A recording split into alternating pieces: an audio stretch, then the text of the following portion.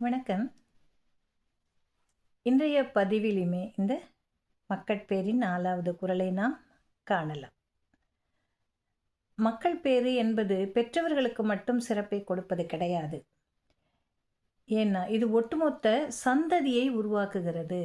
ஒரு தலைமுறை, அடுத்த தலைமுறை, அடுத்த தலைமுறை. இந்த தலைமுறைகளின் உருவாக்கம் என்பதுதான் மிக ஒரு பொருத்தமான நிகழ்வாக அமையும். ஒரே சந்ததி அதுக்கப்புறம் எந்த ஒரு செடி கொடி முளைக்கிறது இல்லை, இப்போ மற்ற பறவைகளோ விலங்குகளோ வளரவே இல்லை, அந்த குட்டிகளே போடலை, முட்டையிடவில்லை எப்படின்லாம் சொன்னாக்கா அந்த ஒட்டு மொத்த சமுதாயம் எந்த ஒரு விலங்காக இருந்தாலும் அழிந்தே விடும் இல்லையா? அதே மாதிரி தான் மனிதன். மனிதன் அப்படின்னு சொல்லக்கூடிய அது ஒரு உயிரினம் தான். மனிதன் என்பதும் ஒரு உயிரினம். ஆனால் என்ன, நமக்கு 6 அறிவு இருக்கிறது. அந்த குழந்தை பேறு என்பது மனிதன் தன்னுடைய சந்ததியை மட்டும் உருவாக்குவதில் பங்கு பெறவில்லை, உலகின் ஒட்டு மொத்த சமுதாயத்திற்கும் அந்த சந்ததி தேவைப்படுகிறது. இல்லைன்னா மனித இனமே அழிந்து போகும். அதனால்தான் மக்கட்பேறு என்பது இவ்வளவு முக்கியமானதாகவும் 16 செல்வங்களில் ஒன்றாகவும் எடுத்து கொள்ளப்படுகிறது.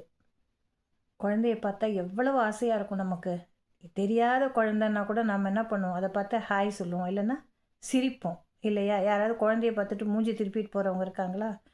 எவ்வளோதான் நம்மளுக்குள்ளார சண்டை வந்தாலும் ஒரு குழந்தை வந்து நம்மளுடைய கையை பிடிச்சதுனாலோ காலை பிடிச்சதுனாலோ இல்லை உடைகளை பிடிச்சி இழுத்தாலோ நம்ம என்ன பண்ணுவோம், சந்தோஷம்தான் படுவோம். உடனே திரும்பி பார்த்துட்டு அந்த குழந்தைய பார்த்து சிரிப்போம் நம்ம. இதுதான் இயல்பு, தான் மனித இயல்பு. அப்போ அந்த குழந்தை தெரிஞ்சாலும் தெரியலனாலும் அந்த குழந்தை முகம் என்பது நமக்கு மனசுக்குள்ளார எவ்வளோ பெரிய கோபம் இருந்தாலும் டபக்குன்னு காணா போயிடும். ஒரு செகண்டுக்குள்ளே காணா போயிடும்.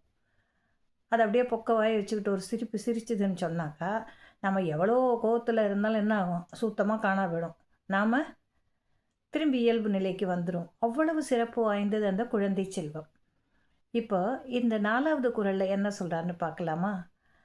அமிழ்தினும் ஆற்ற இனிதே தம் மக்கள் சிறு கை அளவிய கூழ். அமிழ்தினும் ஆற்ற இனிதே தம் மக்கள் சிறு கை அளவிய கூழ்.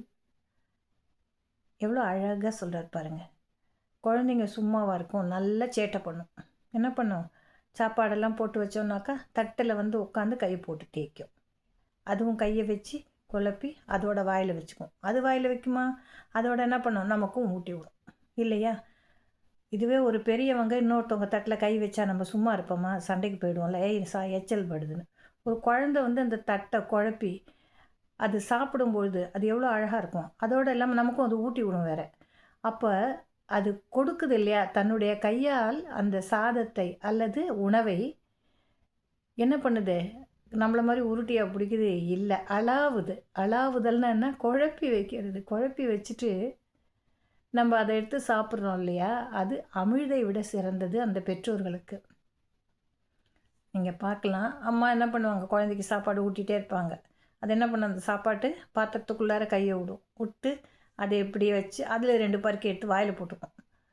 அப்புறம் என்ன பண்ணும், எனக்குன்னு கேட்டோன்னா நமக்கும் கொடுக்கும். சரி, அது அப்படியே குழப்பி வச்சுச்சேன்னு தூக்கி போட்டுருவோமா? போட மாட்டாங்க. அந்த அம்மாலாம் என்ன பண்ணுவாங்க, அந்த சாப்பாட்டை எடுத்து சாப்பிட்ருவாங்க.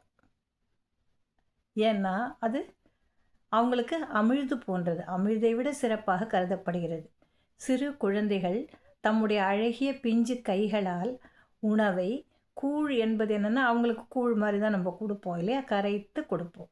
அந்த மாதிரி கரைக்கப்பட்ட அந்த உணவை என்ன பண்ணுது, தன்னுடைய கைகளினால் துழாவுகிறது, அளாவுகிறது.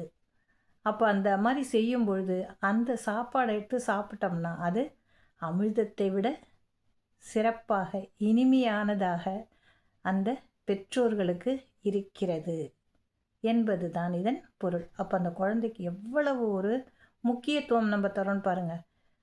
பெரியவங்க யாராவது இந்த மாதிரி குழப்பி வச்சா அந்த சாப்பாட்டை யாராவது தொடுவோமா? தூக்கி எறிஞ்சிருவோம். ஆனால் ஒரு குழந்தை செய்யும்பொழுது அதை என்ன பண்ணுறோம், எடுத்து ரொம்ப சந்தோஷத்தோடு சாப்பிட்டுடுறோம்.